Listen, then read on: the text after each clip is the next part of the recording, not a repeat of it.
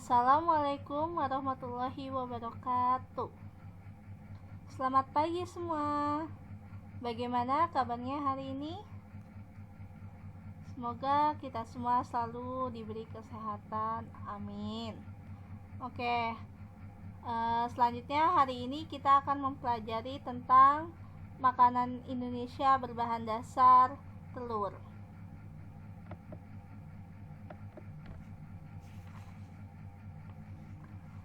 Lalu apa sih itu telur? Dan dari mana asal telur itu?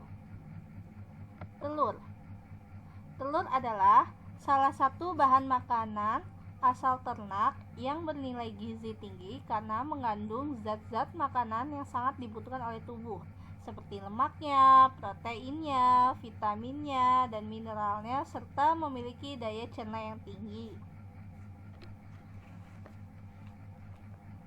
Lalu diketahui bahwa telur itu memiliki nilai kegunaan protein sebanyak 100% dibandingkan dengan daging ayam 80% maupun susu 75%. Maka dari itu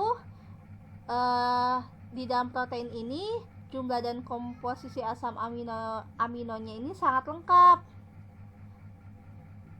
Lalu apa sih kegunaannya asam amino esensial ini? Asam amino esensial ini baik dibutuhkan oleh tubuh manusia untuk hidup sehat karena lemak pada telur ini terdiri dari trigliserida dan fosfolipida dan serta kolesterol. Fungsi trigliserida dan fosfolipida bagi tubuh yaitu sebagai sumber energi karena dalam 1 gram lemak menghasilkan 9 kilokalori energi.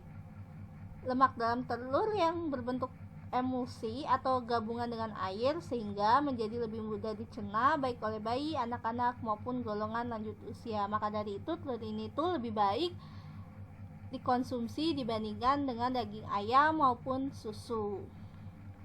Lalu jenis apa saja sih telur yang dikonsumsi oleh masyarakat Indonesia?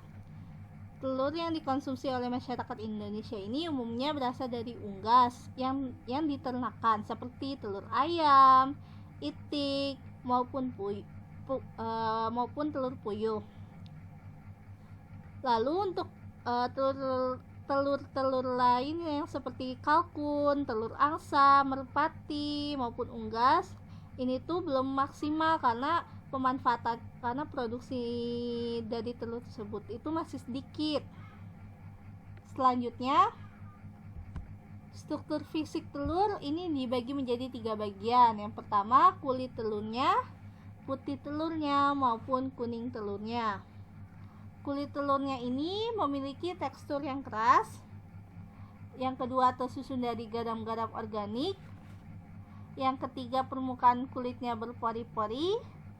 Yang keempat, terdiri dari 90% protein dan sedikit lemak, serta berfungsi mengurangi penguapan air dan mencegah masuknya mikroba. Selanjutnya, putih telur. Putih telur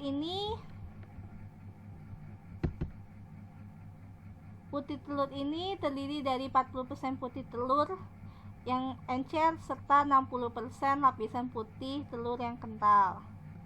Yang kedua, terdapat kalaza yang mengikat bagian kuning telur dan membran vitelin yang elastis. Dan bagian putih telur ini tidak bercampur dengan kuning telurnya. Selanjutnya, kuning telur. Kuning telur ini bagian yang paling penting dari telur karena terdapat embrio hewan. Bagian kuning telur ini paling banyak terdapat zat-zat gizi yang sangat penting bagi perkembangan embrio maupun zat gizi bagi tubuh manusia.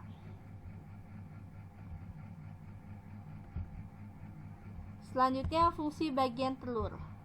Yang pertama, bagian kulit telur ini sebagai penghalang atau penjaga isi telur dari serangga bibit perusak karena kulit telur ini memiliki kulit yang keras yang tersusun dari garam-garam organik sehingga mikroba atau zat bakteri perusak tidak bisa masuk ke dalam bagian putih maupun bagian isi dari telur. Yang kedua, dipergunakan sebagai hiasan. Kulit telur ini bisa kita gunakan sebagai hiasan-hiasan prakarya. Yang kedua, putih telur. Putih telur ini yaitu fungsinya itu bisa sebagai bahan dasar meringue. Yang kedua sebagai bahan perekat, dan yang ketiga sebagai bisa dijadikan sebagai pembuatan puding. Dan yang keempat bisa sebagai bahan pembuatan royal icing. Selanjutnya kuning telur. Kuning telur ini fungsinya bisa sebagai pengental makanan seperti sup, saus maupun puding. Yang kedua sebagai pengemulsi makanan. Yang ketiga olesan kue kering, dan yang keempat pewarna pada pastry dan bakery. Selanjutnya macam-macam telur. Macam-macam telur ini ada telur ayam, telur bebek maupun telur angsa. Lalu macam-macam telur yang sering kita konsumsi di Indonesia ini ada telur ayam kampung, telur ayam negeri, telur angsa, telur puyuh maupun telur bebek. Biasanya telur ayam kampung dan telur ayam negeri ini lebih murah dibandingkan dengan telur ayam kampung.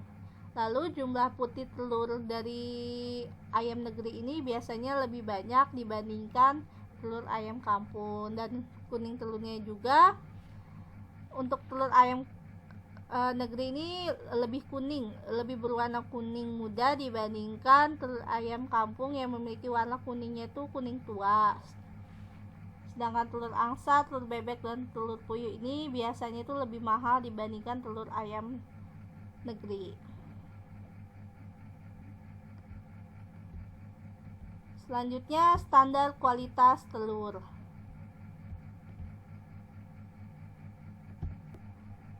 Untuk standar kualitas telur ini, yang pertama berdasarkan berat dan ukuran, dan yang kedua nanti sebagai penentuan berdasarkan kebersihannya. Yang pertama berdasarkan berat dan ukurannya, golongan telur besar sekali biasanya itu memiliki berat telur di atas 60 gram. Yang kedua, golongan telur besar, berat telurnya ini rata-rata 50 sampai 59 gram.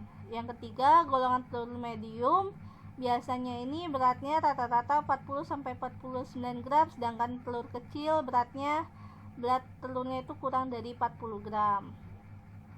Yang kedua, berdasarkan kebersihannya, kelas mutu 1, kulit telur tidak retak atau pecah, penampakannya bersih dan tidak ada kotoran, serta warna telurnya ini mengkilat. Untuk kelas mutu 2, kulit telur retak dan warna dari kulitnya itu kurang mengkilap. Untuk kelas mutu 3, kulit telurnya ini retak tetapi isinya belum keluar. Maksudnya kulit telur tersebut sudah retak, tapi bagian isinya ini tidak sampai keluar. Lalu untuk kelas mutu 4 ini kulit telur pecah dan sebagian isinya keluar. Ini adalah standar kualitas telur yang paling buruk, yaitu kelas mutu 4. Maka dari itu untuk kita sebagai siswa boga harus cermat dalam memilih telur, yaitu berdasarkan kelas mutu 1. Selanjutnya, teknik memilih telur. Kulit telur masih baik dan tidak retak. Yang kedua, jika dilihat atau diteropong di sinar matahari, telur ini masih tampak jernih dan mengkilat. Yang ketiga, telur akan tenggelam jika dimasukkan ke dalam air. Telur tidak berbunyi jika digoyangkan. Kuning telur masih bulat dan terletak di tengah-tengah. Dan yang terakhir, telur tidak mengeluarkan bau yang tidak sedap. Selanjutnya, teknik penyimpanan telur. Bagaimana sih cara penyimpanan telur yang baik? Yang pertama, penyimpanan telur sebaiknya di dalam kulkas atau di lemari pendingin, kira-kira dengan suhu 0,5 derajat Celcius sampai dengan minus 2,2 derajat Celcius. Biasanya telur dalam kulkas ini bisa bertahan beberapa bulan. Lalu putih telurnya ini menjadi cair sehingga sulit untuk dikocok sampai berbusa keras. Maka dari itu disarankan untuk pembuatan cake, sebaiknya telurnya itu didiamkan terlebih dahulu di dalam suhu ruangan. Jangan telurnya ini masih dalam keadaan dingin atau di dalam kulkas, karena putih telurnya ini akan menjadi cair sehingga sulit untuk dikocok sampai berbusa. Yang kedua, jangan disimpan di dekat bumbu yang berbau tajam, karena rasa telur akan mempengaruhi akibat kulit telur yang berpori. Maka dari itu sebaiknya telur ini disimpan di dalam kulkas ini jangan sampai berdekatan dengan bumbu-bumbu atau bahan makanan yang lain yang berbau. Yang kedua, simpan telur tidak berdekatan dengan bahan pangan berbau tajam seperti ikan, bumbu, maupun yang lainnya. Yang ketiga, direndam dengan air kapur. Penyimpanan telur dengan cara ini membuat pori-pori pada kulit telur akan tertutup, dan pH larutannya yang tinggi akan menghambat pertumbuhan mikroorganisme, sehingga telur ini